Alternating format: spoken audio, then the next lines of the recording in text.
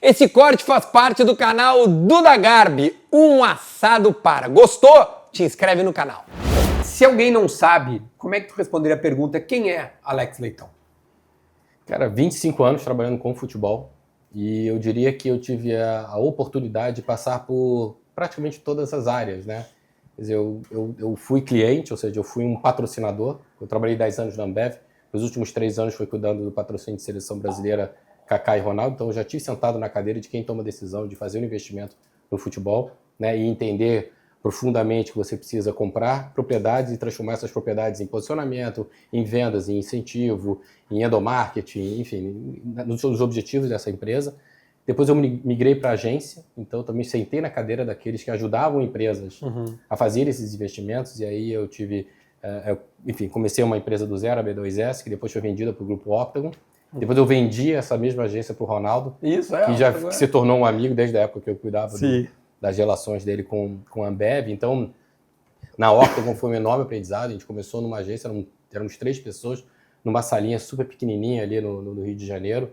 E quando eu vendi a empresa, a gente já tinha quase 200 funcionários, com agência em São Paulo, Rio de Janeiro, Curitiba. A gente teve 6 patrocinadores na época da Copa do Mundo de 2014. A gente administrou mais de 110 mil ingressos em hospitalidade. Então, ali vivenciei uma série de aspectos dentro do esporte, do marketing esportivo, do futebol, que a agência me trouxe. E depois eu saí para aí sim começar a me dedicar ao gerenciamento de times. Quando eu tive a oportunidade, o convite do Flávio, um investidor brasileiro, alguma coisa assim, guardadas as devidas proporções, parecido com o Marcelo, um brasileiro vão comprar um time de futebol nos Estados Unidos, e do zero, ou seja, a gente chegou, quando a gente chegou lá em 2013 começou o projeto, em 2015 o time começou a jogar, e literalmente não existia o time.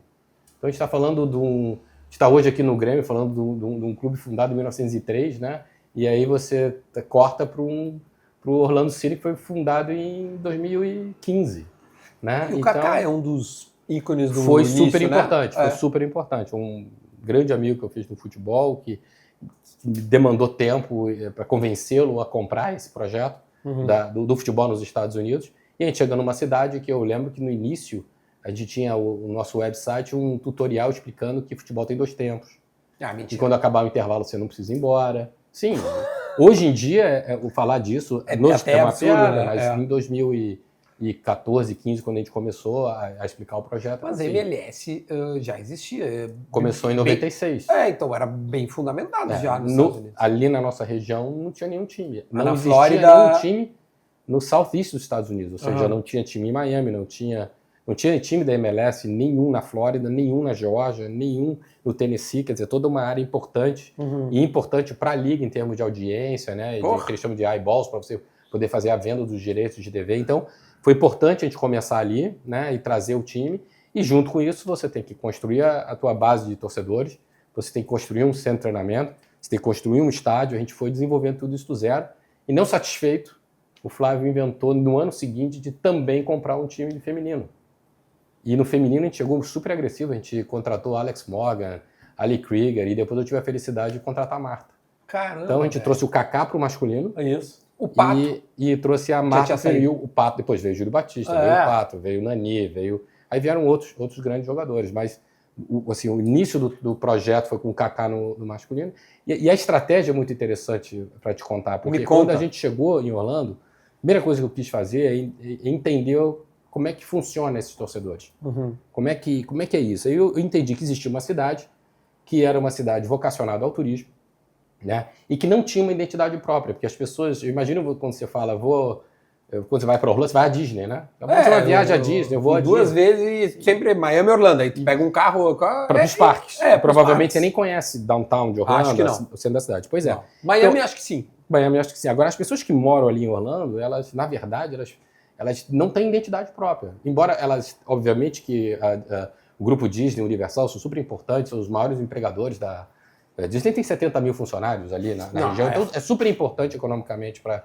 a região, mas para o morador da cidade, a cidade dele sequer é conhecida, ele não tem identidade. E a gente achou que ali existia uma oportunidade, principalmente olhando com outro time de profissional da cidade, que era o Orlando Magic. Basquete. Então, quando a gente chegou lá, a gente tomou algumas decisões. A primeira foi que o time não ia se chamar Orlando Fantasy. Eu não queria uma conexão com Sim. esse mundo não identificado, vamos dizer assim. Então o nome do time foi Orlando City. A gente queria criar a Regionalizar identidade da ele. cidade. Tá. Esse é o primeiro passo que a gente fez. Segundo, que a gente queria sair um pouquinho da... essa é a vantagem de você começar do zero. Qual vai ser a cor do time?